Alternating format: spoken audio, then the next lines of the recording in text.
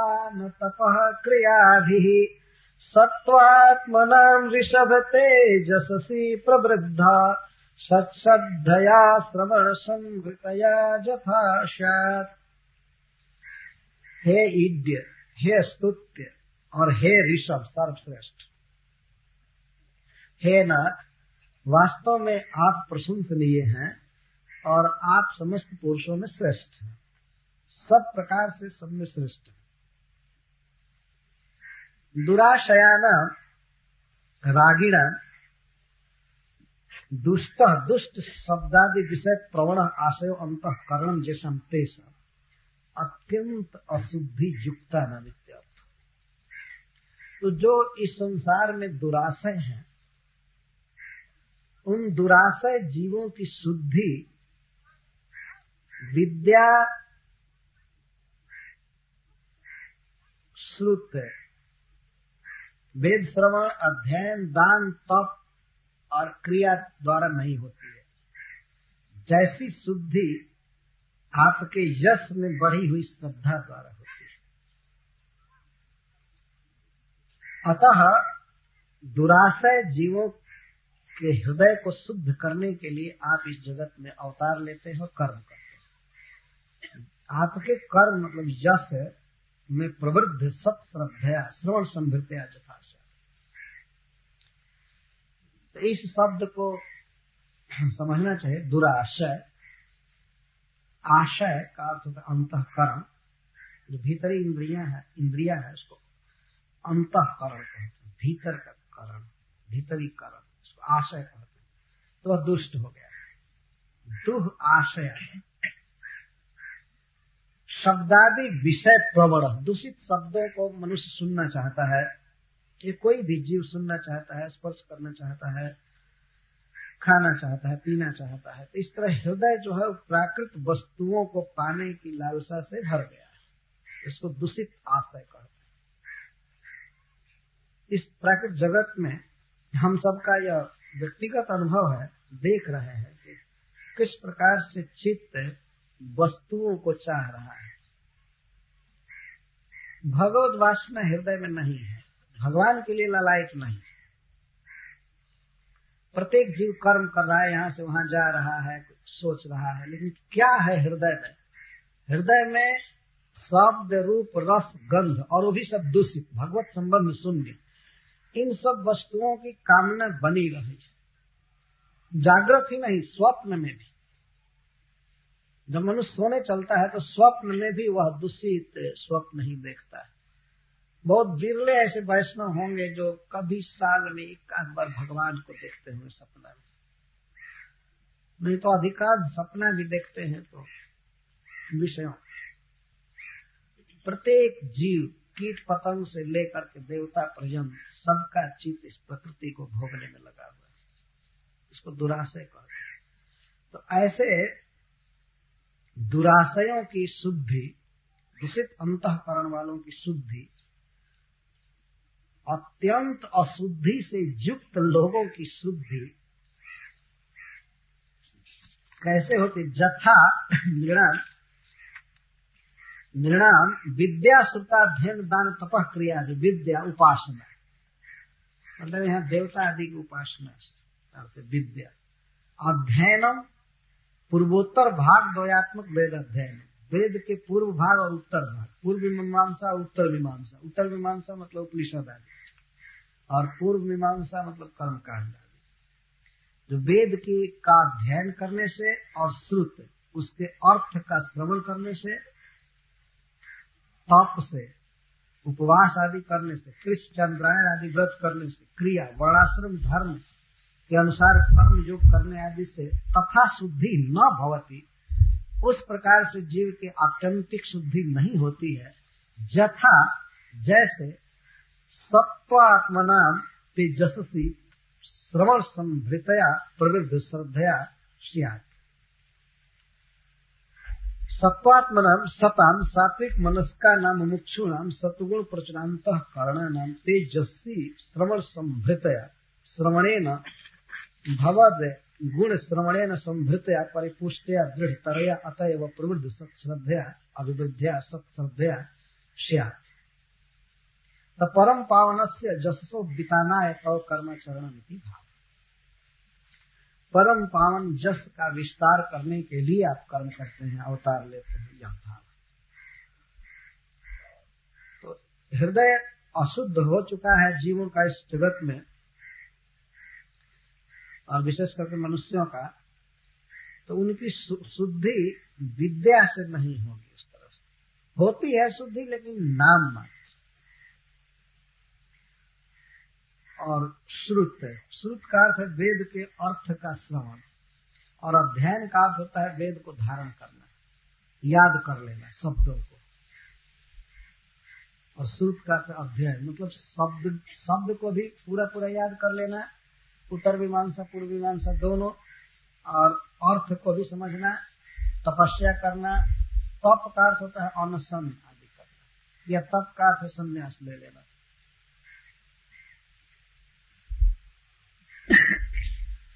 कृष्णचंद्रायण आदि व्रत करना। और क्रिया का अर्थ है वर्ण के अनुसार, आश्रम के अनुसार, मतलब वर्णाश्रम धर्म का अनुष्ठान करना। इन सब के द्वारा निर्णय तथा शुद्धि न भवती, ऐसी पूरी शुद्धि नहीं होती।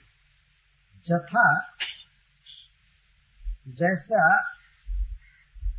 श्रद्धा से शुद्धि, तो जो श्रद्धा बढ़ी हुई है, कहाँ तेजस्वी, भगवान का गुण सुनने से, भगवान का गुण सुनने में और अधिक श्रद्धा बढ़ गई हो, तो भगवत गुण श्रवण की लालसा से जीव की जितनी शुद्धि होती है, उतनी और किसी भी चीज से शुद्धि नहीं होती। जब श्रवण की लालसा से शुद्धि होती है, तो इसका अर्थ है कीर्तन की लालसा भी है।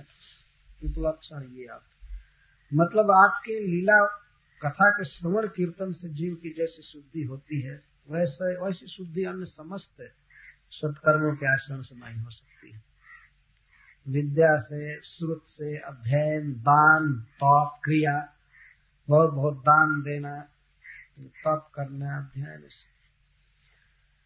इस संसार में तो ये सब बड़े ऊंचे कर्म हैं, जिनको आज जीव कोई कर नहीं रहा है, मनुष्य भी नहीं कर रहे हैं। विद्या, श्रुत, अध्ययन, दान, तप, क्रिया। अब तो सब अपना पेट भरने पर लगे। अब तो केवल एक ही सवाल रह गया, पापी पेट का सवाल। अब क्या वो शुद्ध होंगे इस युग में? अध्ययन क्या करेंगे? संस्कृत का एक अक्षर ज्ञान नहीं, ये पूर्व मीमांसा, उत्तर मीमांसा नाम भी सुन करके नहीं समझेंगे इसका मतलब क्या होता है। अध्ययन क्या करें? और दान, तप, क्रिया, विद्या सब लुप्त। और कदाचित यदि कोई व्यक्ति इनको पूर्ण रूप में करे भी, ठीक करे भी, तब भी आत्यंतिक शुद्धि नहीं हो सकती है। उसके पाप आदि तो कट जाएंगे, लेकिन अविद्या नहीं जा सकती है। और अविद्या के कारण जो हृदय में वासना है भोगों की, वो नहीं जा सकती है। परंतु भगवान श्री कृष्ण के यश के विषय में यदि सुनने की लालसा हो जाए, सुनने लगे जीव भगवान के यश को, तो उसकी पूरी शुद्धि हो जाती है। अतः परम पावन यश का विस्तार करने के लिए भगवान यहाँ कर्म करते हैं, यह भाव। तो भगवान का जो कर्तव्य था वे किए, और अब मनुष्य का क्या कर्तव्य है? उनके किए हुए कर्मों को रात दिन गाना, सुनना, यही कर्तव्य है। इसे सिद्ध हुआ ना, क्योंकि प्रत्येक व्यक्ति दुराशय है इस संसार में, और भगवान हम जैसे दुराशय को दृष्टि में रख कर यहाँ आते हैं और ऐसा कर्म करते हैं कि जीव इसको गावे और सुने। अरे बोल, ठीक से बैठे, ठीक से।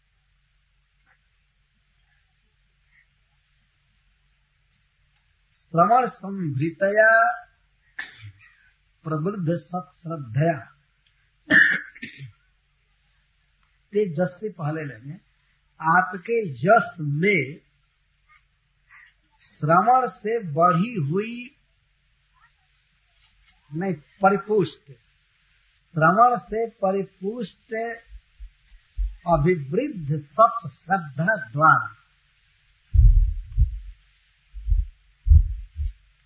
भगवान के यश में सत श्रद्धा हो, इसके द्वारा शुद्धि होती है। लेकिन वह सत श्रद्धा कैसी हो? सत श्रद्धा का अर्थ है नित्य बढ़ने वाली श्रद्धा, असत श्रद्धा नहीं थी। आज बढ़ी हुई है, एक सप्ताह सुने, इसके बाद पता ही नहीं लगे कहा, इसको सत श्रद्धा नहीं। सत्कार से नित्य बनी रहे और वो अभी प्रवृद्ध अभिवृद्ध श्रद्धा, बढ़ी हुई श्रद्धा, और श्रवण से संपुष्ट श्रद्धा। श्रद्धा का अर्थ है सहज झुका, सहज प्रवृत्ति भगवान के गुणों को सुनने में। लेकिन यह जो प्रवृत्ति है, रुचि है भगवत कथा में, यह पुष्ट कैसे होगी? वो भी श्रवण से ही होगी।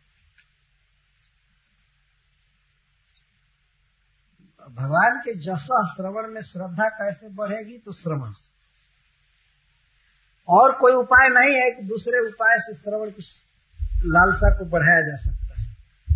सुनने पर श्रवण की लालसा बढ़ती है। यह बिल्कुल परफेक्ट वैज्ञानिक बात कही जा रही है।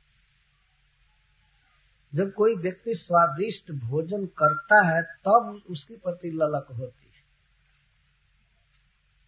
हम लोगों ने देखा है, बच्चे सो जाते हैं, कोई बच्चा सो गया हो तो माँ उसको जगाती है, खा लो खा लो खा लो। तो बच्चा खाना नहीं चाहता है, निद्रा के आवेश में रहता है। लेकिन किसी तरह जबरदस्ती माँ उसके मुख में जब कोई स्वादिष्ट पदार्थ डालती है तो उसका स्वाद पा करके उसकी नींद धीरे धीरे खुल जाती है। अब उसको परोस करके माँ चली जाती है, वो स्वयं ही खाने लगता है, जग जाता है खाने में। तो इसको सत्श्रद्धा कहेंगे। भोजन में सत्श्रद्धा हो गई, खाने लगा। लेकिन कैसे सत्श्रद्धा हुई? खाने से, न कि उसके महात्म्य का वर्णन करने से। खाली आत्मदेव ब्राह्मण और धुंधुकारी करते रहे, इसी में बीत जाएगा।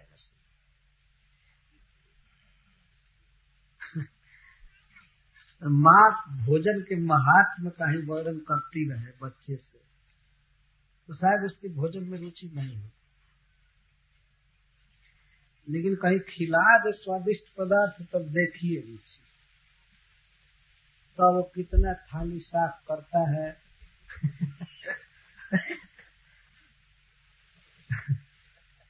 इस प्रकार से श्रवण संभृतया प्रवृद्ध सत्श्रद्धया, श्रवण से श्रद्धा बढ़ती है, पुष्ट होती है, वो श्रद्धा पुष्ट होती है। इसका तो अनुभव हम लोग किए हैं। जो लोग अधिक सुनते हैं भागवत, वही लोग और सुनने की लालसा रखते हैं, और जो नहीं सुनते हैं तो उनकी श्रद्धा टिमटिमाते हुए दीपक की तरह हल्की होती है। श्रद्धा का अर्थ है स्वाभाविक प्रवृत्ति। कहां पर प्रवृत्त होना है? हमारी स्वाभाविक प्रवृत्ति किस ओर होनी चाहिए?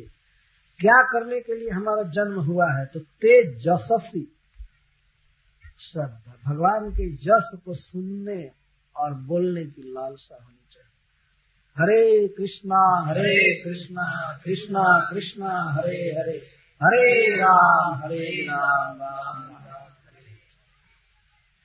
इसी के लिए भगवान का अवतार होता है, हम जीवों के हित के लिए। अशुद्ध है इस संसार में हम लोगों की शुद्धि भगवान सोचते हैं। जैसे कोई माँ अपने छोटे से शिशु के गंदगी को दूर करना चाहती है स्नान आदि करा करके, तो भगवान समस्त जीवों की अविद्या को दूर करना चाहते हैं। वे जानते हैं कि इस जगत में प्रकट होकर के जब तक हम मनोहारी लीला नहीं करेंगे तब तक जीव की शुद्धि नहीं हो सकती। तो आप इसीलिए यहाँ आकर के विविध कर्म करते हैं, गोवर्धन धारण आदि करते हैं, तो जीव इनको कहे सुने और शुद्ध हो जाए। अतः आपके यश के प्रति बढ़ी हुई वह श्रद्धा हमारे अशुभाशय के लिए धूमकेतु बने। धूमकेतु मतलब अग्नि, जला दे। धूम माने धुआं, केतु माने झंडा। धुआं जिसका झंडा है, केतु है, उसको धूमकेतु कहते, मतलब अग्नि दे, अग्नि। श्यानास्तवाङ्घ्रिरशुभाशय धूमकेतुः क्षेमाय यो मुनिभिरार्द्रहृदोयमानः यः सात्वतैः समविभूतयात्मवद्भिः व्यूहेर्चितः सवनसः स्वरति क्रमाय। तदेवं त्वज्जससि श्रद्धा एव शुद्धि हेतु अस्माभिस्तु तवांघ्रि दृष्टो अतः तवांघ्रि न अशुभाशय धूमकेतु स्यात्। आपके यश के प्रति बढ़ी हुई श्रद्धा ही जीवों को पूर्णतः शुद्ध कर देती है, तो फिर आपके चरण कमलों के लिए क्या कहना है। आपके यश के प्रति बढ़ी हुई श्रद्धा जब शुद्ध करती है, तो आपके चरण कमलों के दर्शन के लिए क्या कहना है। तो तवांघ्रि दृष्ट अतः, आपका चरण कमल हम लोगों के दृष्टि पथ में आया, मतलब आपका दर्शन हुआ। चरण बड़े लोगों के लिए यूज किया जाता है। तो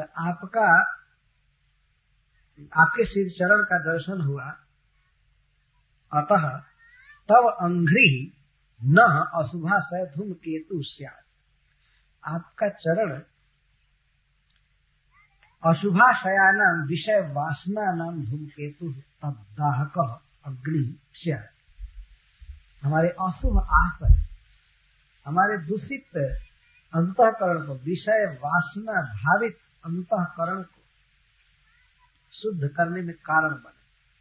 विषय वासना यह कूड़ा करकट की तरह कही गई है, हृदय में जमी हुई है अनंत कालीन वासनाएं, तो अशुभाशय का विषयों की वासनाएं। और एक दो वासना नहीं है, बहुत बहुत वासनाएं हैं। ऐसे सब प्रकट नहीं रहती है, प्रकट कुछ ही वासना एक साथ होती है, बाकी सबका लाइन लगा हुआ है। वो रहती है, प्रकट होती है, फिर सुप्त रहती है, प्रकट रहती है, लेकिन हृदय में बसी हुई है। कोई अपवाद नहीं है वास्तव में। इस युग में शुद्ध आशय का व्यक्ति मिलना बहुत कठिन है। कठिन क्या, असंभव कहा जा सकता है। जिसके हृदय में भगवत प्रीति के अलावा, भगवत सेवा के अलावा और कोई वासना न हो, ऐसा पुरुष मिलना इस संसार में बहुत दुर्लभ है। ब्रह्मा शिव आदि देवता इसलिए भगवान से प्रार्थना कर रहे हैं, वे बहुत बड़े बड़े पदों पर हैं, बड़े सुख में हैं। तो भगवान से प्रार्थना कर रहे हैं कि आपका यह दर्शन, आपका चरण कमल हमारे हृदय में अन्य वासनाओं को न उठने दे। जैसे प्रहलाद महाराज ने मांगा है भगवान नरसिंहदेव से कि आप ऐसी कृपा कीजिए कि हमारे हृदय में कामनाओं का उदय न हो। उदय न हो इसका मतलब यह है कि यह आपका सुंदर स्वरूप, आपका यह चरण कमल ही हमारे हृदय में हमेशा रहे। और अन्य वासना यदि हो तो उसके लिए यह धूमकेतु अग्नि के समान हो, जला करके राख कर। आपका चरण कमल हमारे अशुभाशय के लिए धूमकेतु से बने। आपका जब भी ध्यान हो आपके स्वरूप का, तो इसी की वासना मन में भरी रहे, इसी की लालसा रहे, और अन्य जो दूषित वासनाएं हैं वे जल कर समाप्त हो जाए, उनका दाहक बने आपका स्वरूप। और यही सिद्धांत है कि जब तक भगवान के उस सुंदर रूप के प्रति दृढ़ लालसा जीव की नहीं होती है, तब तक अन्य वासनाएं हृदय में बसी रहेगी, घेरी रहेगी। श्यामस्तवाङ्घ्रिरशुभाशय धूमकेतुः क्षेमाय यो मुनिभिरार्द्रहृदोयमानः नः अस्माकम् अशुभाशय धूमकेतु। अस्माकम् अशुभाशयानां विषय वासनानां, अशुभ आशय कहते हैं विषय वासनाओं, अशुभ आशय, एक शुभ आशय होता है। शुभ का अर्थ होता है सुख। इसके बिल्कुल स्वरूप में जब अंतःकरण होता है, जहाँ केवल भगवान का रूप, भगवान का गुण, उनकी लीलाएं, नाम आदि उदित होते हैं, सहज अट्रैक्शन जब बना रहे तो इसको शुभ आशय कहते हैं। और अशुभ आशय का अर्थ होता है प्राकृत विषयों का संग्राहक आशय, जो पकड़ ले। जैसे हम लोग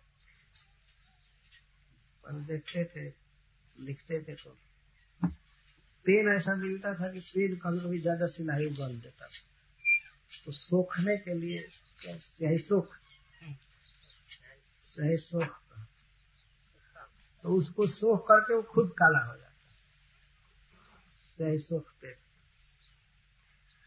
तो इस समय हम लोगों का हृदय ऐसा है कि प्राकृत विषयों के लिए तो स्याही सोख है, लेकिन भगवान को पकड़ने में वो बिल्कुल उस तरह से बैड कंडक्टर है जैसे बिजली को पकड़ने में प्लास्टिक। प्लास्टिक में नहीं धराती है ना। तो अब भगवान के रूप गुण आदि को पकड़ने में तो प्लास्टिक हो गया, और संसार को पकड़ने में स्याही सोख कहा गया। पूरा पूरा आत्मसात कर लो, ये चीज की दशा हो। लेकिन भगवान का रूप यदि हृदय में उदित रहता है तब दूसरी वासनाएं उदित हो ही नहीं सकती। थोड़ा सा हल्का उदित हुई एक आध खरपात की तरह, तो वहीं पर प्रचंड अग्नि की तरह भगवान का रूप रहता है, तब दाह कर उन्हें जलाकर खत्म कर। तो आपका चरण कमल हमारी अशुभ वासनाओं को जलाने के लिए अग्नि बने। शायद कथम भूत है अंग्री, कैसा चरण कमल? तो यह क्षेमाय मुनि भी आर्द्र हृदय पूज्यमान, जो चरण कमल क्षेम के लिए, मुक्ति के लिए, मोक्ष के लिए मुनियों के द्वारा आर्द्र हृदय से पूज्यमान, ढोया जाता है, चिंतन किया जाता है। मुनि जन भगवान के रूप को हृदय में ढोते रहते हैं, पूज्यमान कर लिए रहते हैं। जहां जाते हैं वहीं वह सांवरी मूर्ति बसी रहती। हृदय ते वह सांवरी मूर्ति छीन नहीं तो जात, मुनि कहते जो ढोए ढोए चलते हैं क्षेम के लिए। सबसे बड़ा जीव का क्षेम क्या है? क्षेम यह है कि अशुभ वासना न उठे और भगवान का वह सर्व मंगल रूप हृदय में बना रहे, भगवत प्रीति के लिए। इसका अर्थ ये है तो भगवान के रूप को, चरण कमल को वे आर्द्र हृदय से ढोते रहते, चिंतन करते, शुष्क हृदय से नहीं, आर्द्र हृदय, तृतीया विभक्ति में। मुनियों का, भक्तों का हृदय आर्द्र रहता है, मतलब भगवान के प्रति भाव रस से सिक्त रहता है, प्रेम से चिंतन करते हैं। कुछ लोग भगवान का चिंतन बिल्कुल शुष्क हृदय से कभी कभी करते हैं, जैसे कुछ पातंजल वाले होते हैं। पातंजल जो पतंजलि के फॉलोअर लोग, वे भगवान श्री विष्णु का ध्यान करते हैं, लेकिन उनका आशय होता है मन को एकाग्र करना, एक जगह स्थित करना, इसके लिए चिंतन करते हैं। और जब मन एकाग्र हो जाता है तब भगवान को छोड़, तो कहाँ पर एकाग्र करते हैं हमें समझ में नहीं आता।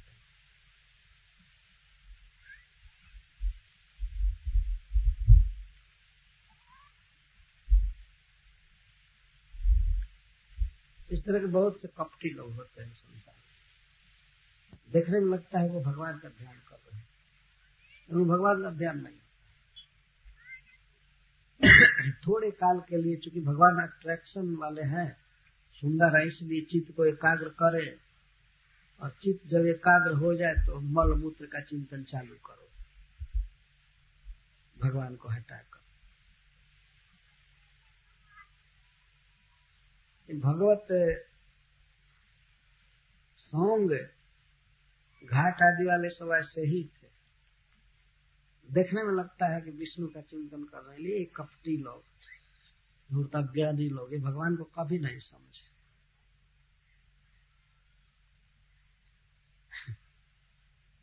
थोड़ा भी बस आर्द्र हृदय होना चाहिए। और आर्द्र जानते हैं हृदय की आर्द्रता क्या है? हृदय की आर्द्रता है भगवान में अपनत्व होना, सख्य भाव होना या प्रेम होना किसी तरह से। भगवान का चिंतन भगवान के लिए जब करते हैं तब तो उसको आर्द्र हृदय कहा जा सकता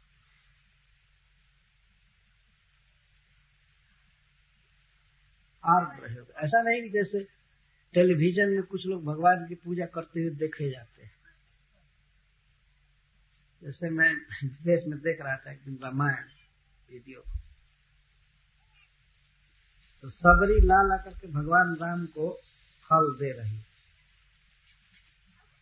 आग्रह कर रहे खाने के लिए, करने के लिए। लेकिन सबरी जो बनी थी वो भी एक सिनेमा की नायिका थी, सिनेमा की अभिनेत्री, और जो राम बना हुआ था वो भी वैसा ही था। तो एक नाटक है, वहां कोई फल खिलाने आदि की बात नहीं है, कुछ नहीं है। कैसे वे लोग आंसू भी भर लेते हैं आंख में, पता नहीं है?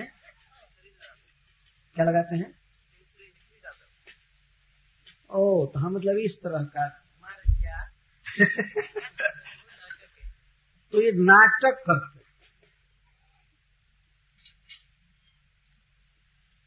इसी तरह से कुछ लोग भगवान के ध्यान का नाटक करते, हृदय में प्रीति नहीं। लेकिन जो मुनि जन होते हैं वास्तव मननशील, जिन्होंने मनन करके आसार संसार का त्याग कर दिया है, भगवान के रूप को दृढ़ता से पकड़ लिया है हृदय, तो उनके प्रति भाव रखते, रस रहता है, आर्द्र हृदय का। जहां जाते हैं वहीं भगवान को ढोते रहते हैं हृदय। यह शब्द कितना सुंदर है, आर्द्र हृदय ऊह्यमान। ऊह्यमान, हम लोग भी संसार, हम लोग भी कहीं चलते हैं तो हृदय में जो चीज चिंतन कर रहे हैं, इसका मतलब है उसको ढो रहे हैं। जिसका चिंतन कर रहे हैं उसको ढो रहे हैं हृदय। तो मुनि जन क्या ढोते हैं? तवांग्री, भगवान को ढोते हैं हृदय में। और आत्मवद भी शाश्वतई सम विभूतये स्वरति क्रमाय चतुर्भुज सवंश अर्चित। और वो चरण कमल कैसा है? जो आत्मवान है उनके द्वारा अर्चित। आत्मा त्वमेव नाथो जैसन, आत्मा का अर्थ है नाथ, आत्मवान है मतलब आप वाले हैं, आपवान है। ये आत्मवान, आत्मवान मतलब आपवान। आप जिनके नाथ के रूप में प्राप्त हैं, मतलब सर्व चिंता शून्य जो धीर पुरुष हैं, वे आपके चरण कमलों की पूजा करते हैं। हरे कृष्ण।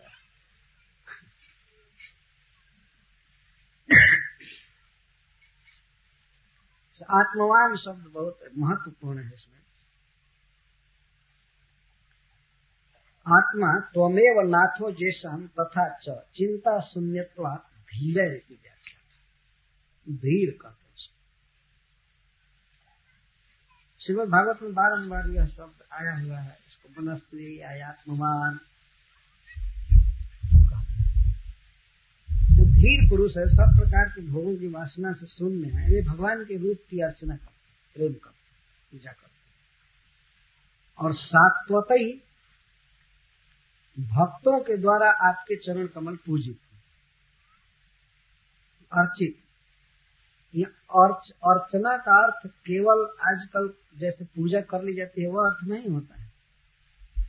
तो पूजा करने के लिए भी मंदिर में पुजारी रखे रहते हैं और वो चावल मर पंखी आदि घुमा देते हैं। तो आज यदि पूजा शब्द कहिए तो लोग उसी को समझ जाएंगे।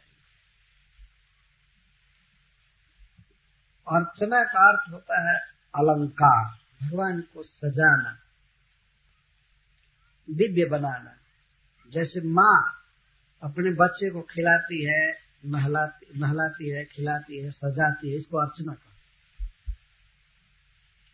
है ना। आपने देखा है माँ अपने बच्चे को किस तरह से नहलाती है, सजाती है, तिलक करती है, कपड़ा पहनाती है, और इसके बाद उसको सुखी देख करके वो सुखी हो जाती है। इसको अर्चना करते,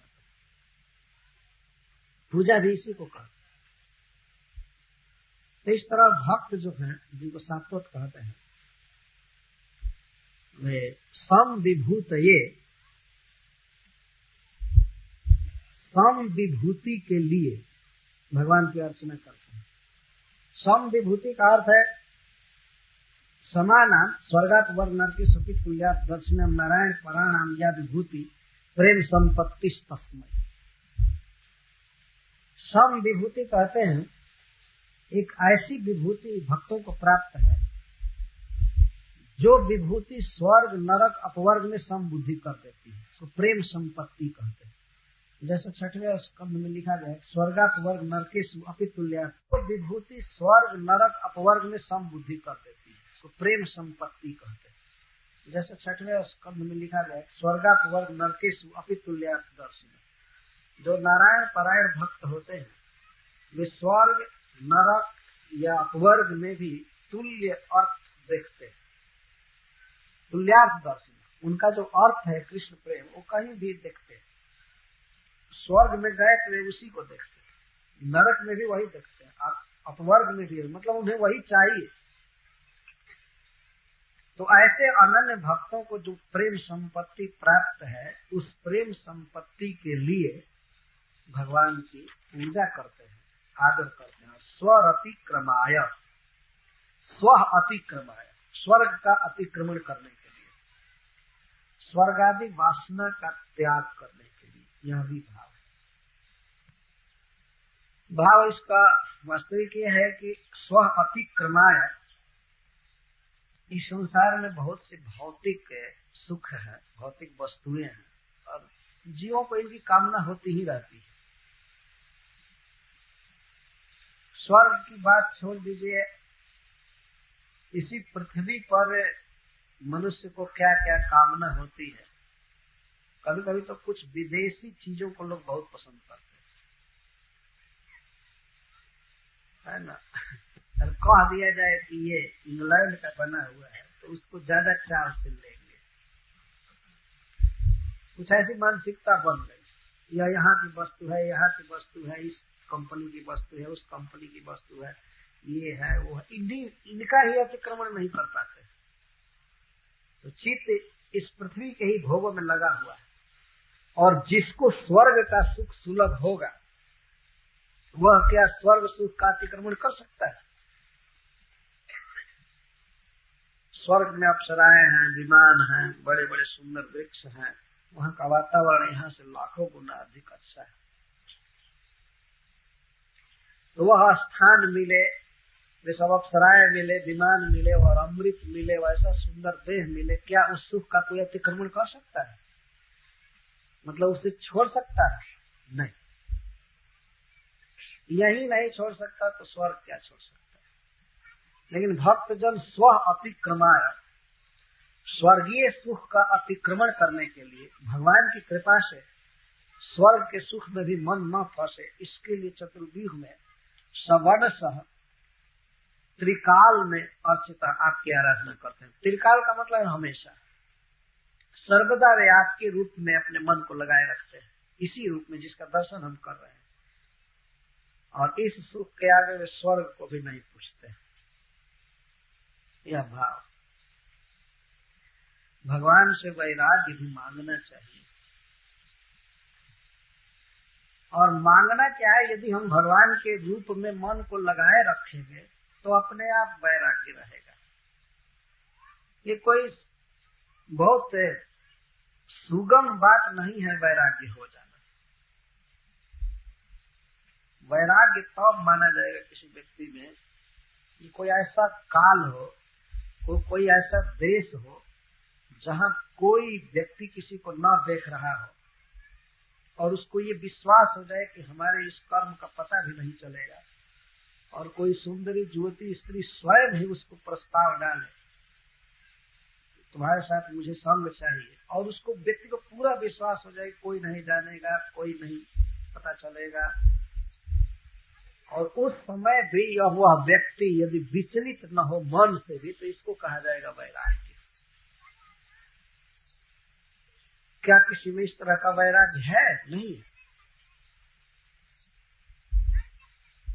लेकिन भगवान में जब भगवान के रूप में मन आसक्त हो जाता है, तो वह अपने आप ऐसी स्थिति हो जाती है कि मनुष्य इस विशाल भाव को, इसके सुख को उस तरह पार कर जाता है जैसे पथ चलते हुए मनुष्य गोपद से बने हुए गड्ढों को पार कर जाता है। वह आविष्ट शब्द ब्रह्मा जी बोले हैं गर्भ स्थिति में। जब भगवान में मन आविष्ट हो जाता है तब तो स्वर्ग का सब कुछ भूल सकता है। तो सात्वत भक्त जन स्वरति क्रमाय, स्वर्ग का अतिक्रमण करने के लिए और प्रेम संपत्ति प्राप्त करने के लिए, भगवान में प्रेम प्राप्त करने के लिए और भगवत संबंध शून्य वस्तुओं में वैराग्य के लिए और आस्था के लिए आपका ध्यान करते हैं, आपकी पूजा करते रहते हैं। स्व अतिक्रमय का अर्थ है स्वर्ग आदि वासनाओं के त्याग के लिए अथवा स्वर्ग का अतिक्रमण करके वैकुंठ जाने के लिए। सवर्ष त्रिकालम, चतुर्व्यूह में आपकी आराधना करते हैं, मतलब आप ही चतुर्व्यूह में प्रकट होते हैं वासुदेव आदि रूप से, तो आपके भिन्न भिन्न रूप की उपासना में करते हैं। इस तरह देवता लोग भगवान के रूप पर अपने मन को और अपनी वाणी को केंद्रित कर रहे हैं। सब मिलाकर के सार यही है कि भगवान के रूप का चिंतन करना चाहिए, श्रवण करना चाहिए, कीर्तन करना चाहिए। इसके बाद क्रम यही है जो श्रृंखला बंध शब्द आ रहा है, यह शब्द है ना में, फिर यह आ रहा है। यश्चिन्त्यते प्रयत पाणिभिरध्वराग्नौ त्रय्या निरुक्त विधिने सह वीर्गृहीत्वा अध्यात्म योग उत योगिभिरत् आत्ममायां जिज्ञासुभिः परम भागवतैः परिष्टः। केवल इतना ही नहीं, भक्तजन, मुनिजन, धीर और मुमुक्षु ये तो आपके रूप का चिंतन करते ही हैं, यहाँ तक कि कर्मकांड में लगे हुए मीमांसक शब्द प्रसिद्ध है इनके लिए। जो मीमांसक है मतलब पूर्व मीमांसा के अनुसार चलने वाले, तो वे भी जब यज्ञ करते हैं प्रयत पाणिभि अध्वराग्नौ, प्रयत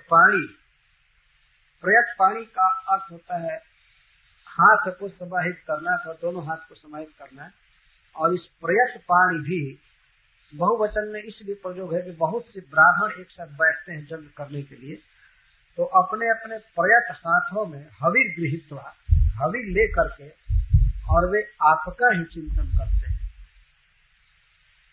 आपके इसी रूप का चिंतन करते हैं और तो हवि अर्पण करते हैं। जश्चिन्त्यते प्रयत पाणिभिरध्वराग्नौ त्रय्या निरुक्त विधिने सह वीर्गृहीत्वा, त्रय के द्वारा, वेद के द्वारा निरुक्त विधिना, हे ईश, हे परमेश्वर, जो विधि कही गई है वेद के द्वारा, वे भी अध्वर अग्नि में, यज्ञाग्नि में जब हवन करना चाहते हैं तो आपका ही ध्यान करते हैं। तो मीमांसक जन यज्ञ कराने वाले वे भी आपका ध्यान करते हैं, और अध्यात्म योग उत योग भी आत्ममाया जिज्ञास भी परम भागवते परिष्ट। उता इतना ही नहीं, अध्यात्म योगे योगी भी अपि आत्ममाया जिज्ञासु भी यह चिंतित। अध्यात्म योग में योगियों के द्वारा भी आत्म माया के जिज्ञासुओं द्वारा भी यह चिंत्यते, आपके चरण कमल का चिंतन किया जाता है। अध्यात्म योग का अर्थ है आत्माधिकारे योगे, आत्मनः परमात्मनो अधिकार फलत्वेन स्फूर्ति तस्मिन् योगे चीतै काव्यावस्थायां बहिर्वृत्ति विलासाया कारणे लय योग। अध्यात्म योग, आत्मा अर्थात परमात्मा ही जिस योग में अधिकार हैं, फल के रूप में जिनकी स्फूर्ति होती है, वह अध्यात्म योग। ऐसा योग जिसमें परमात्मा ही फल माने गए हों, स्फूर्ति होती हो। जब चित्त एकाग्र होता है भगवान में, तो बहिर्वृत्ति का लोप हो जाता है और अंतर्वृत्ति होती है, तो उस अंतर्वृत्ति में भगवान उदित होते हैं हृदय में, तो इसको अध्यात्म योग कहा जाता है। आत्मा मतलब भगवान, भगवान जिस योग के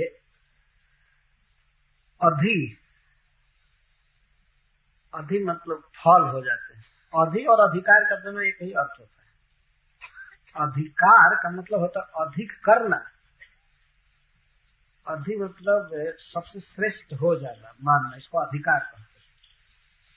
जैसे ममकार शब्द है, अहंकार शब्द है, ऐसे अधिकार शब्द है। जिस योग में भगवान ही परम फल के रूप में निश्चित हो, हृदय में जिनकी स्फूर्ति हो निरंतर, उसको अध्यात्म योग कहें।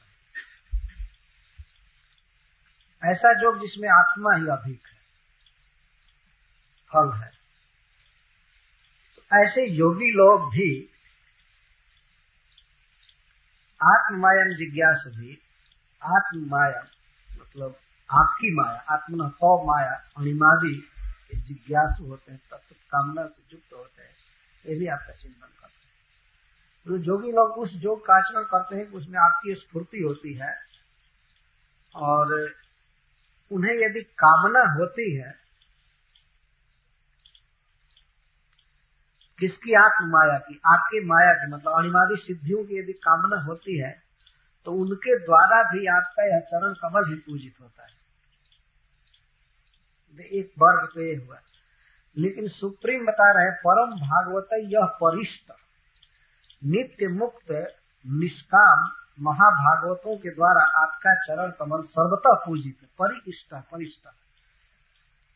तो ऐसा आपका चरण कमल हमारे अशुभाशय के लिए धूमकेतु बने, न अशुभाशय धूमकेतु स्यात् पूर्वेण अन्वय, ये पूर्व शेष का अन्वय।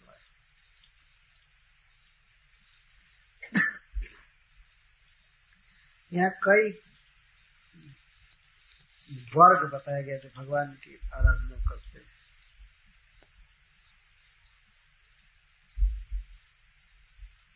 आगे गिनाएंगे इसको हम कौन कौन वर्ग। तो सबसे पहले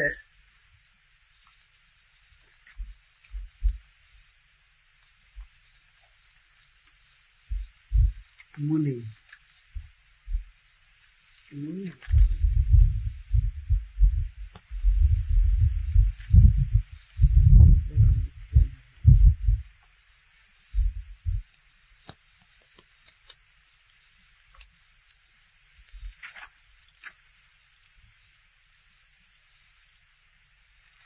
या 8 या 10 वर्ग गिनाए हैं, जिसमें परम भागवत सबसे श्रेष्ठ है।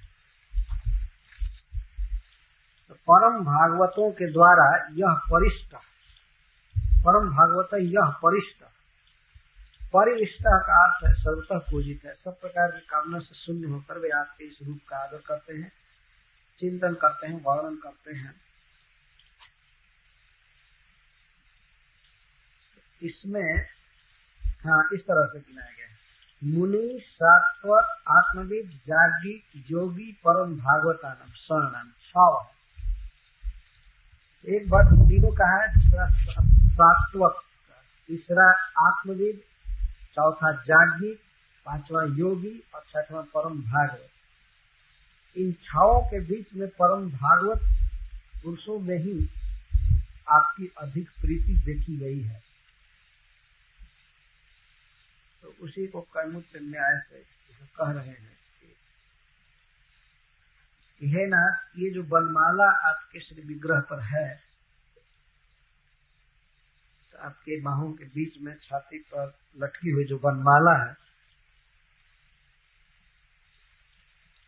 और यहाँ तक कि वासी वनमाला,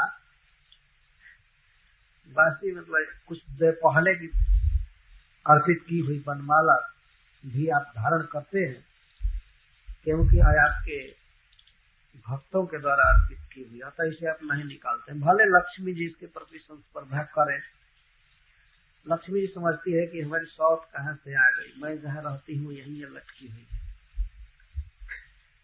यद्यपि लक्ष्मी जी कभी भी ऐसा भाव नहीं लाती है। कोई भक्त यदि भगवान का श्रृंगार करता है, वनमाला अर्पित करता है, तो लक्ष्मी जी वास्तव में प्रसन्न होती है, भक्त को आशीर्वाद देती है, भक्त की सेवा से संतुष्ट होती है। लेकिन उत्प्रेक्षा देवता लोग कर रहे हैं। ऐसा लगता है कि लक्ष्मी जी जरूर डाह करती होंगी। जिस वक्षस्थल पर मैं रहती हूँ वहां पर हमेशा लटकी रहती है वनमाला। इसको प्रतिपत्नी वक्त, प्रतिपत्नी मतलब प्रतिद्वंद्व भूता पत्नी, सौत। तो भले लक्ष्मी जी दाह करें या कुछ भी, लेकिन फिर भी आप माला नहीं उतारते हैं, क्योंकि अकिंचन भक्तों के द्वारा भक्ति के साथ वो माला आपको अर्पित की है। वास्तव में भगवान का स्वभाव है, भगवान ने अपने भक्तों के द्वारा दिए हुए उपहार को लिए रहते हैं। ऐसा नहीं कि आजकल नेता लोगों को अगर माला पहनाइए, उनके बहुत शुद्ध भक्त भी उनको पहना है, तब भी कुछ तो पहनते ही नहीं है, हाथ से ही उतार देते हैं, लेकिन कुछ पहन करके एक सेकंड में निकाल कर बाहर कर। माला पहनते ही नहीं, पहनते ही अच्छा ही, तो माला का अधिकारी है नहीं। लेकिन परमात्मा हृदय में प्रेरित करता है, नहीं पहनता। परंतु भगवान का चित्र आप लोगों ने देखा होगा, श्री विग्रह भी मंदिरों में देखा होगा, बहुत देर की पहनाई हुई माला पड़ी रहती है।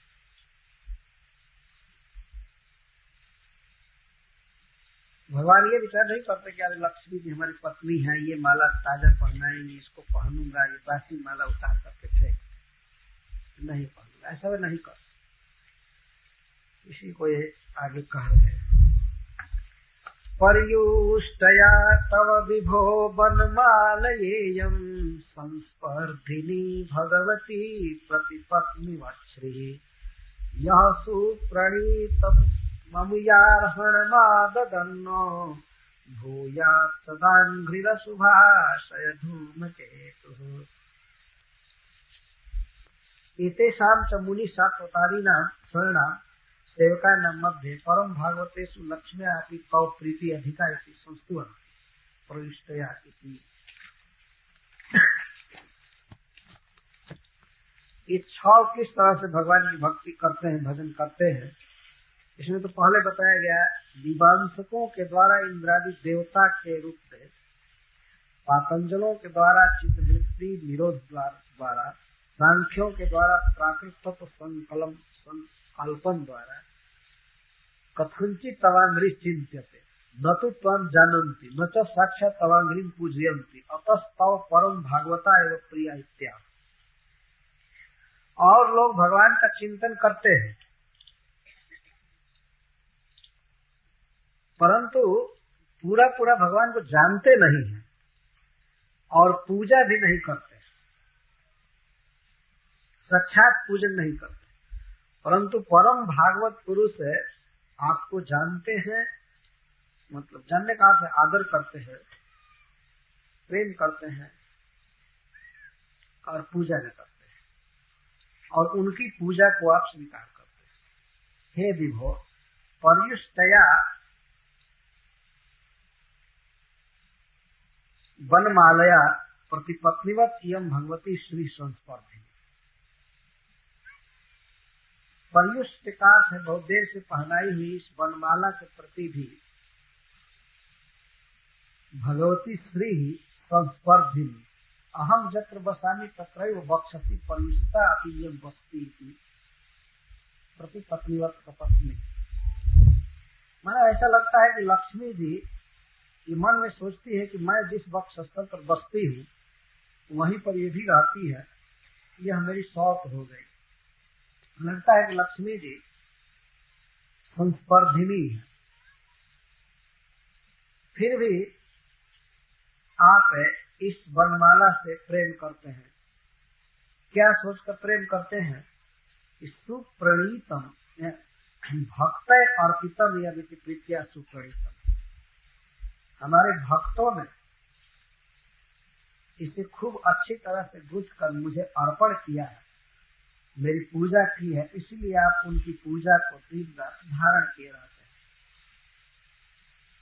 तो इस प्रकार अपने भक्तों से जो प्रेम करते हैं, उन भगवान के चरण कमल हमारे अशुभ आशय के लिए धूमकेतु बने। अर्थात हे कृष्ण, आपका यह गुण और रूप हमारे हृदय में हमेशा उदित रहे। वनमाला लगाया हुआ यह रूप और भक्तों के प्रति यह प्रेमिल स्वभाव हमारे हृदय में यदि उदित रहेगा तो हमारे हृदय में अन्य कोई भी वासना नहीं आ सकती है, केवल आपका ही चिंतन होगा। क्रम संदर्भ में श्रील जीव गोस्वामी ने कहा है कि लक्ष्मी, लेकिन यहाँ पर ब्रह्मा शिव आदि की जो ये बात है ये प्रेम के साथ विनोदोक्ति मात्र है, भगवान से भी विनोद कर रहे हैं। तो लक्ष्मी जी को सुना रहे होंगे, भाई क्यों नहीं दुख लगेगा, जिस वक्ष स्थल पर लक्ष्मी जी रहती है वहीं वनमाला रहे तो, और वही वनमाला एक गरीब भक्त के द्वारा अर्पित की गई है, जबकि लक्ष्मी जी ठीक उसके विपरीत सबसे धनी है। तो यह विनोद उक्ति है प्रेम के साथ। इसी तरह से भगवान के गले में लटकी हुई वनमाला का यह चिंतन है। भगवान अपने भक्तों के द्वारा अर्पित किए गए तुच्छ से तुच्छ उपहार को बड़े गौरव के साथ प्रेम से धारण करते हैं, यह भगवान का स्वभाव। इसलिए गीता में कहते हैं पत्रम पुष्पम फलम तो यम यो में भक्त्या प्रयत तदहम भक्ति प्रयतम स्नामी प्रयतात्मा। हमें कोई भक्ति से पत्र पुष्प फल या जल देता है तो मैं उसको खाता हूँ, स्वीकार करता हूँ। इतना महान होकर के भी भगवान हमारे स्नेह को, प्रेम को स्वीकार करते हैं। इस मनुष्य समाज में मान लीजिए कोई बिल्कुल तुच्छ व्यक्ति है, बहुत गरीब है, और किसी महान व्यक्ति को कुछ देना चाहता है, पहले ही जो महान मन तथा कथित लोक दृष्टि से महान, अगर उसको पता लग जाए कि हमसे भेंट कर रहा है यह देने के लिए, तो लाइन में भी नहीं आने देगा। नहीं हटो हटो। परंतु भगवान अपने भक्तों के उपहार को, पूजा को स्वीकार करते, उस चिन्ह को धारण किए रहते, यह उनका स्वभाव है। सब मिला करके भगवान प्रेमी है। तो हृदय में भगवान के इस गुण का और वनमाला आवेष्टित रूप का चिंतन स्फुरणा बनी रहेगी तो कभी भी हृदय में विषय वासना का उदय नहीं हो पाएगा। यह भाव है। आपका यह रूप और गुण हमारे अशुभाशय का धूमकेतु दाहक बने। हरे कृष्ण। जय श्री कृष्ण।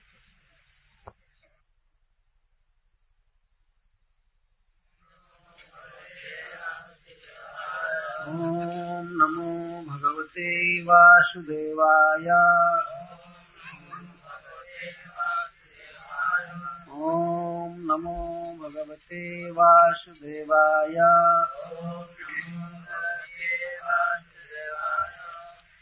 पर्युष्टया तव विभो वनमालयेयम्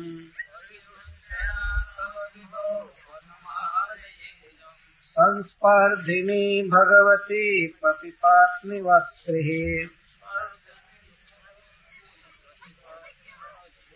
यः सुप्रणीतमनुयार्हणमाददन्नो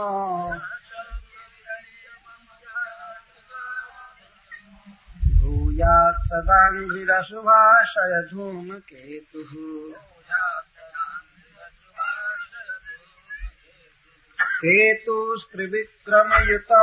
केतुस्त्रिविक्रमयुतस्त्रिपतत्पताको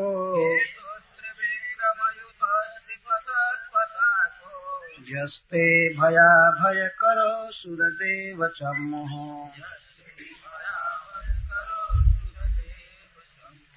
स्वर्गाय साधु सुखले स्वितराय भूमन् पादः पुनातु भगवन् भजतामहं नः नस्योतगावैवजस्य वशे भवन्ति ब्रह्मादयस्तनुभृतो मिथुरद्यमानः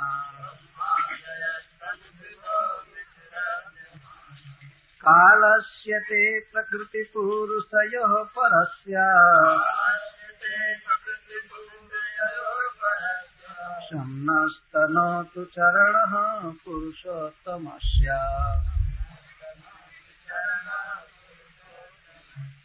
अस्यासि हेतुरुदयस्थितिसंयमाना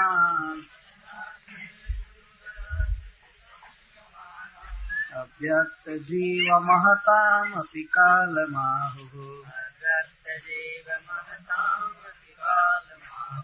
सोऽयं तृणाभिरखिलापचये प्रवृत्तः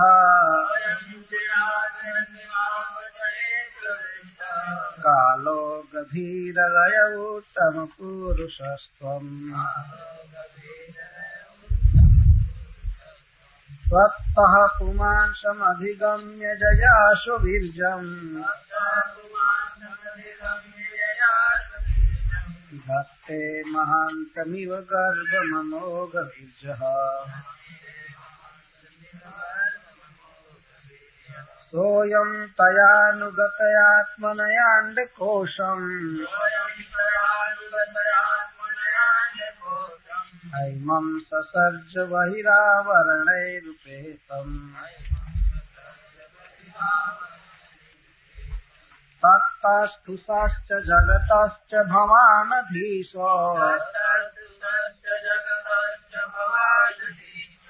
जन्माययोऽथ गुणविक्रिययोपनीतान् अर्थान् जुषन्नपि हृषीकपतेन लिप्तो येने स्वतः परिहृतादपि बिभ्यते स्म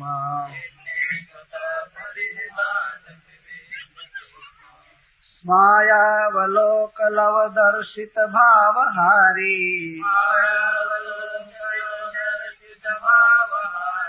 भ्रूमण्डल प्रहित सौरत मंत्र सौंदही पत्न्यस्तु षोडश सहस्रमनङ्गबाणैः यस्येन्द्रियं विमथितुं करणेन विद्वा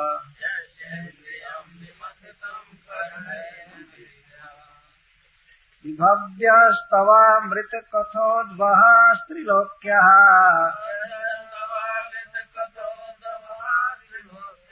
पादावनेज सरितः शमला निहन्तुम्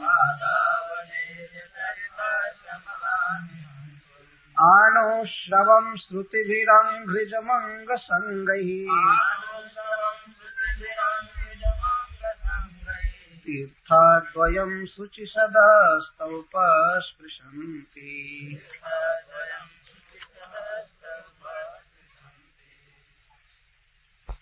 पर्युष्टया प्रयुषित तव आपकी विभो हे विभो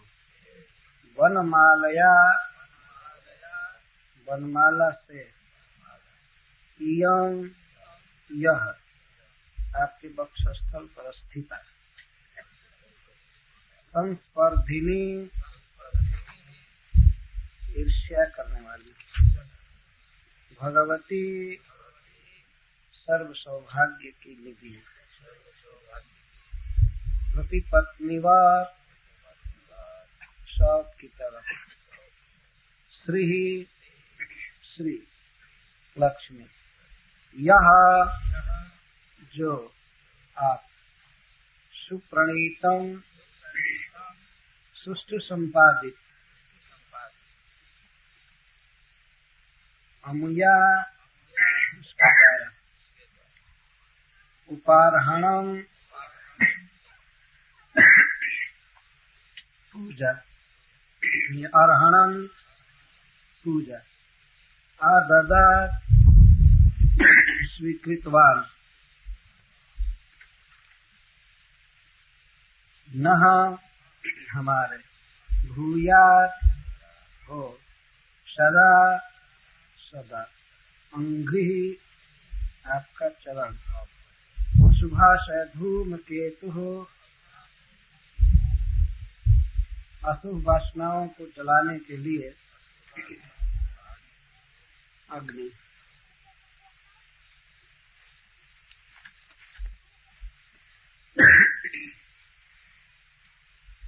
तो ऊपर 6 प्रकार के आराधकों का उल्लेख किया गया था। मुनिजन, सात्वतगण, आत्मवान गण, जागृत गण, योगी गण और परम भागवत गण। इन 6 में जो भगवान के सेवक हैं उनमें परम भागवत